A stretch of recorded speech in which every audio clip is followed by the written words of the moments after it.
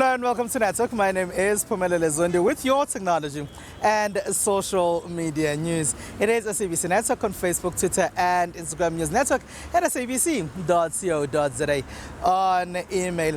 Firstly, here's what we have in this particular program. We check in with online education as schools reopen. We find out about how some radio stations are actually launching themselves online.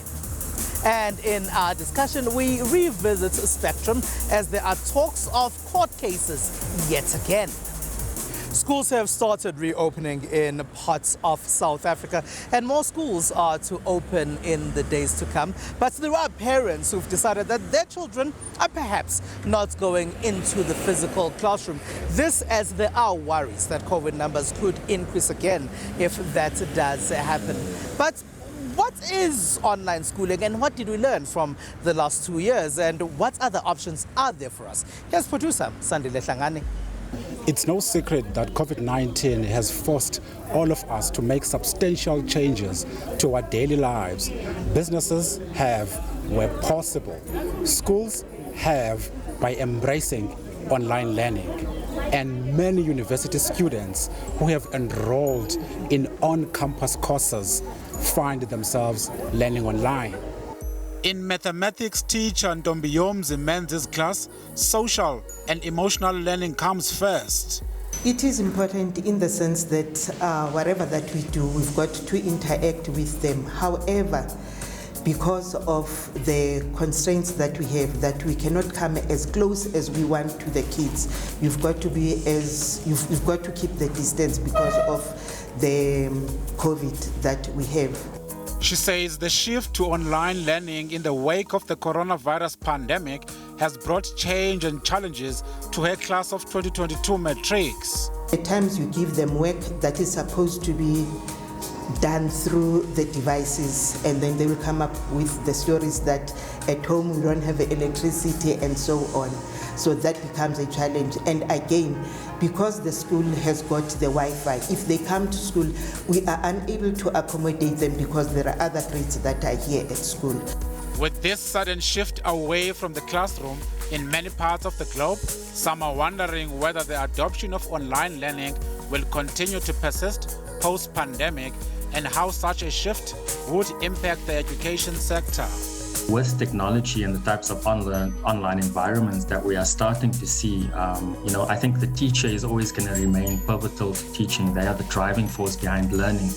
But I think the expectation on our teachers is going to change. They're not just going to have to be instructors, they're also going to have to take on the role of facilitators.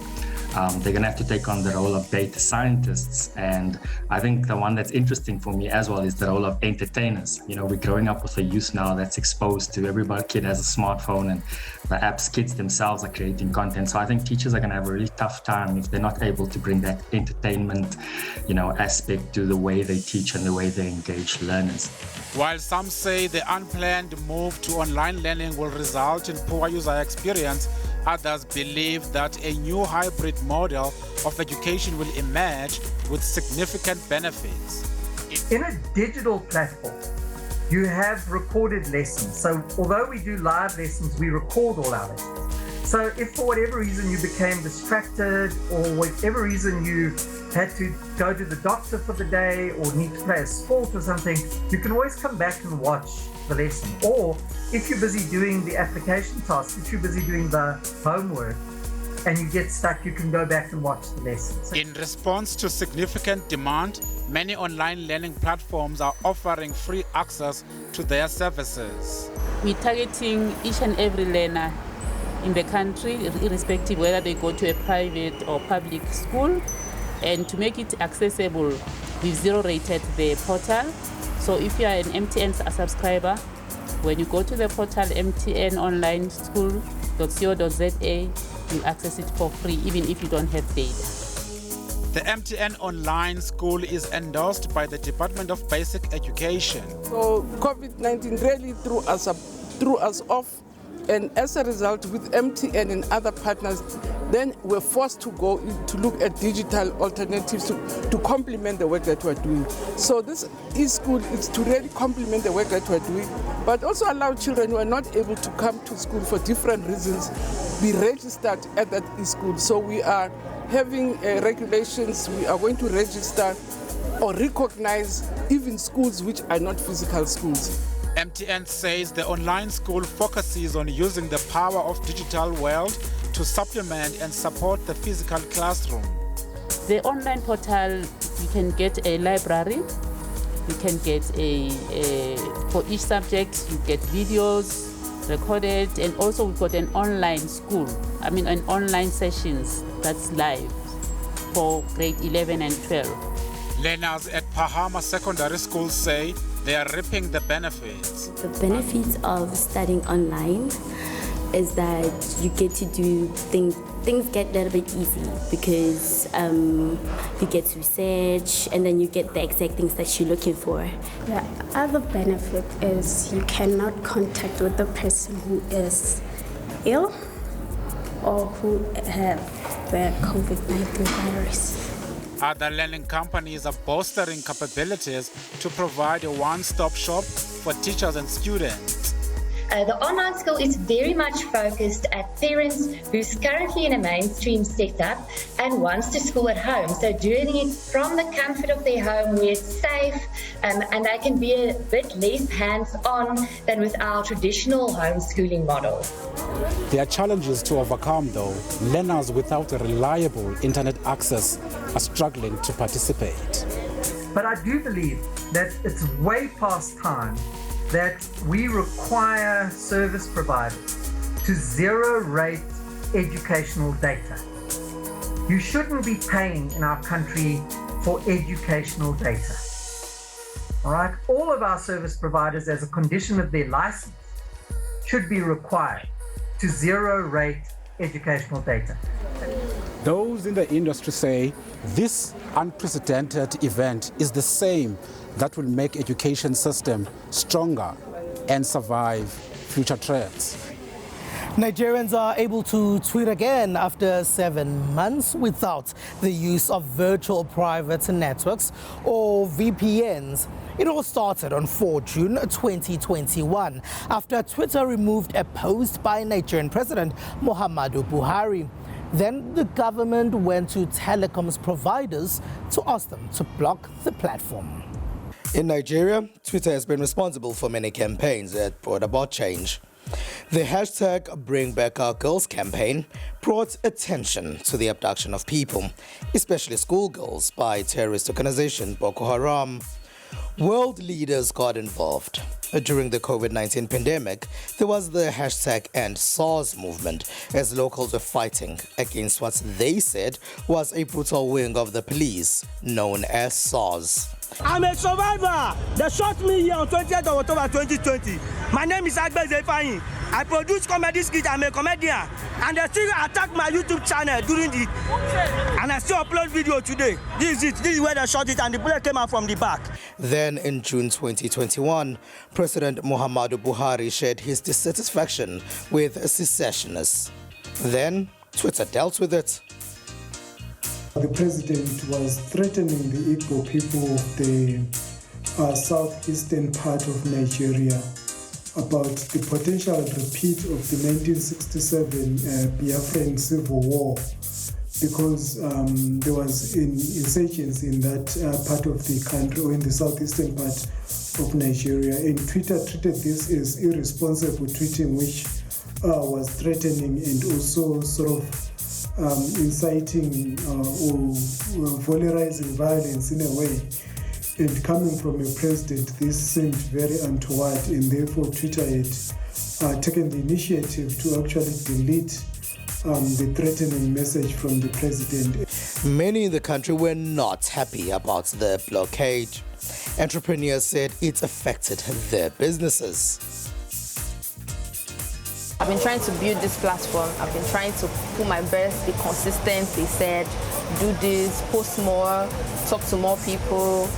I've done everything I needed to do, but then I was able to do that because I had the platform. The ripple effect would be on output growth, because if manufacturing sector is affected, if businesses are affected, if trade sector is affected, we're looking at potential, decline in economic growth. It's 7 months later, and Twitter has been reinstated, but with conditions.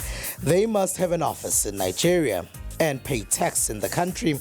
In some cases, you might feel that they don't care about human rights of the certain countries or certain societies, but definitely it does set a bad precedence in that each country might be in a situation to set up terms for Twitter to exist. It would have worked better if Twitter from the word go would have said, we're going to read your constitution and therefore as a corporate will comply just like any other telecom companies comply, or just like any other media companies comply with the country's laws. But as it is now, it seems that Twitter might be in a position where dictatorships might dictate what it should do in order to exist within a certain country. This leaves some wondering if the decision is for citizens, a political one, or perhaps for business. You might find that you want to launch an online radio station, but are actually clueless about what to do and where one begins. Well, we visit an online radio station in Soweto. My name is Daniel Makwaba. I'm the founder of Soweto Family Media. It's an online radio station. There was a time when I started this radio journey where I tried going to register for a community radio. Then I found out that in Gauteng there's no longer frequencies available for community radio stations. So if I wanna run a community radio, I must just look outside Gauteng. So I decided no, because I'm working around Soweto, let me just look at other means. Then I did my research, then I found out no, I can open a station online.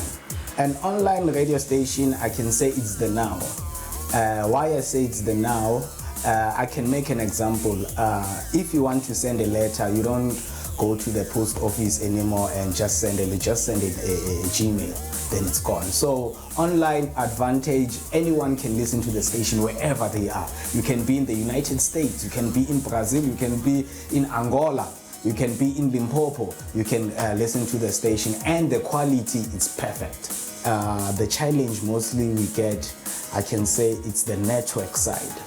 When the network is not working, then you'll find that our servers or something has run down, so we can't work at that day, you understand? But in terms of the website working, the guys we work with, they make sure each and every week our website is up to date and it's updated with the latest news in which we have. On our side, we depend on people who want to grow their skills as they are volunteering on the station. We have a team in which we have a station manager. A station manager, he looks in terms of the content which is created, and we have a program director. A program director is the one who evaluates each and every content that's going through the station. So when one is broadcasting, we have someone else who is listening, so that whenever something can occur, we can be able to respond to it. Because if I can explain this, is like as we're not broadcasting, we are streaming.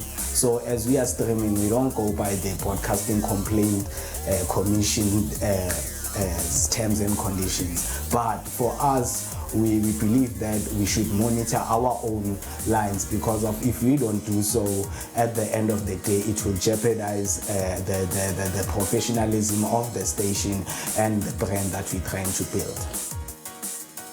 It's SABC Network on Facebook, Twitter, and Instagram News Network at sabc.co.za. On email. After the break, we chat about Spectrum, as there are more court cases that are looming.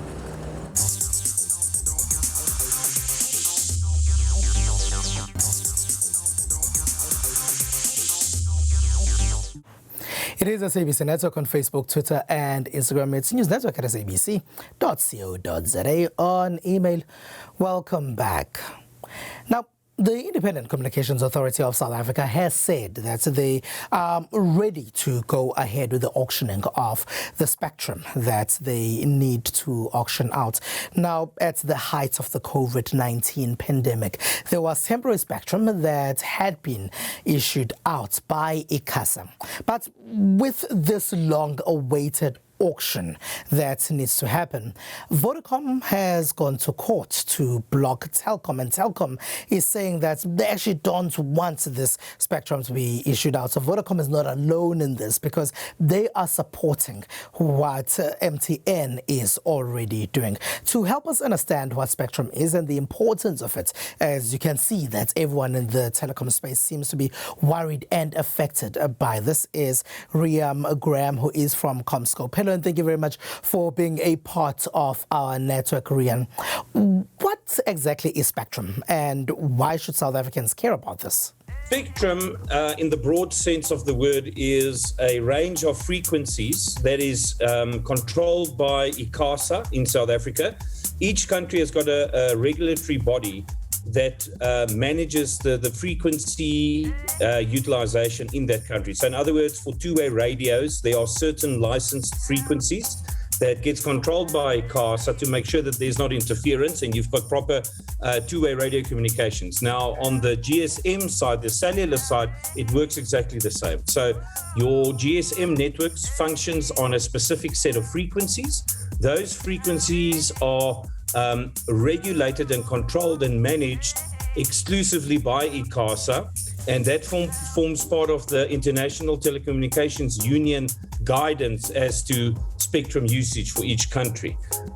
So it is a spectrum that is utilized, and that facilitates the transmission of voice and or data services across that frequency.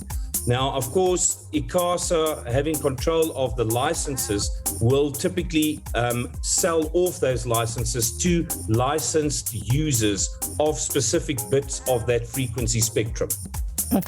Graham, why is auctioning of this new spectrum necessary, if at all?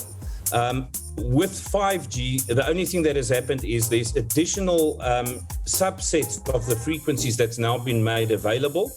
The biggest challenge we've had is, in reality, is that we've not really had use of the full spectrum that has been allocated for South Africa for use for mobile operations, which means that our data speeds are not as fast as they can be. The additional or the value-added services that can be rolled out across these networks are not optimized because of the lack of frequencies that are available for the operators. What are the short-term or long-term effects of not issuing out the spectrum? 4K or at least HD video calling. It is very important in remote education services, for instance. It improves the availability of data. The data will decrease, of course, with that. By the introduction and, by the spread of the network nationally, you will most definitely see a much more affordable data rate that's available in the market. It's just the nature of how it works, right? So the point is the first benefit to the consumer is you would get much greater connection speeds, much better reliable connections, and then of course at a significantly reduced cost per megabit, if I can put it that way. So your monthly bill will effectively decrease as well. So from a consumer perspective, there's absolutely no downside to making this spectrum available. During the height of the COVID-19 pandemic, ICASA had issued out temporary spectrum. Where and how did this help? The main reason there was additional sets of frequencies opened up on a per-use basis, on a temporary basis. The main reason for that is obviously as COVID hit South Africa, a lot of the students, all of the students countrywide were forced to go back to their homes, right? And distance learning was the only medium that was available to service, education transfer And obviously, by freeing up some additional frequency spectrum for the operators, it allowed them to avail more data capacity to be able to service the demand that the users will now have from home, connecting onto the network to get online learning services. I have to stress, though, the auctioning of the licenses is critical, and maybe let me just explain to you why. Currently, in South Africa, we've got 3 major mobile operators, right? And for them to be able to offer the best possible service to the consumers, they need the maximum amount of megahertz of that spectrum that's allocated. Typically, we're looking at between 40 and 80 megahertz of data, of channels of data that would be available. That will allow that operator to be able to offer the best possible service, data connection speeds, value-added services that can flow over this network. And the challenge we've had in South Africa is that this spectrum has been available, but not made available to the operators to use for the past 14 years. Now, we all know that the more data is available to the populace, right? We tend to see that your GDP increases with every 10% of penetration into with data connectivity. You find that your GDP typically grows by about 1%. So it is critical for South Africa to utilize the maximum amount of spectrum that is available, and the best means of ensuring that the spectrum gets utilized optimally is to go to auctions. So in other words, typically how it would work in an auction is the 3 operators will bid for the said 80 megahertz or 160 megahertz of spectrum that is available, and typically the highest bidder will get access to that spectrum. That allows them it will address a number of things. It'll definitely decrease the cost because they will be able to spread the net much, much wider. More people will be able to get access, quality connectivity, speed improvements, reliability improvements. So there's a myriad of advantages of utilizing the total amount of spectrum that is available. And quite frankly, it should have been done a long time ago. All right, so Rian Graham, thank you very much for being a part of our network. That is Rian Graham there.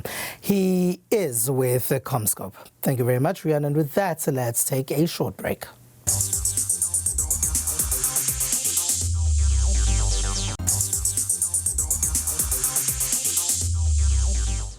It is SABC Network on Facebook, Twitter, and Instagram. News Network at sabc.co.za. On email, welcome back. Here's what else took place in the rest of the world in the technology space. Meet Amica, a humanoid robot that can make engaging human facial gestures by using groundbreaking advancements in artificial intelligence and motor movement. Developed by the UK's Engineered Arts, Amica was 4 years in the making and has been making a big splash at the Consumer Electronics Show in Las Vegas. This is Amica. And Amica is a full-size humanoid robot, and it's been developed to be a platform for AI and machine learning development. We've been creating humanoid robots for about 15 years, and about 4 years ago we went down the road of trying to create a very lifelike humanoid robot. So that means a robot that fits within the human form, but not only that, also is dynamically like a human. And it's all to do with interaction between humans and robots. And that interaction isn't just verbal, it's face expressions and gestures. The creators of Amica hope to build a walking version of the humanoid within 2 years. Still in the CES, BMW has unveiled the world's first color-changing car. The concept car, called the BMW iX Flow, uses e-ink technology to produce fluid color changes that completely transform the car's exterior into a variety of colors and patterns.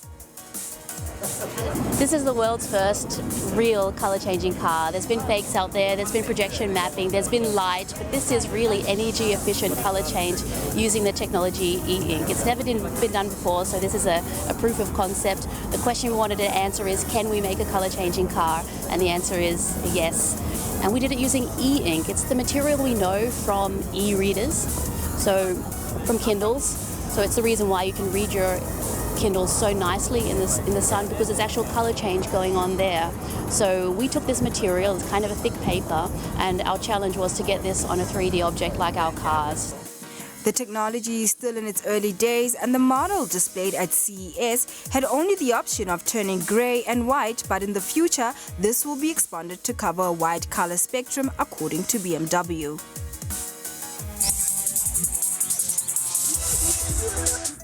And that's it. That's all we have for you. Find us on SABC Network on Facebook, Twitter, and Instagram. It's newsnetwork@sabc.co.za. On email from me, Phumelele Lezondi, and the rest of the team.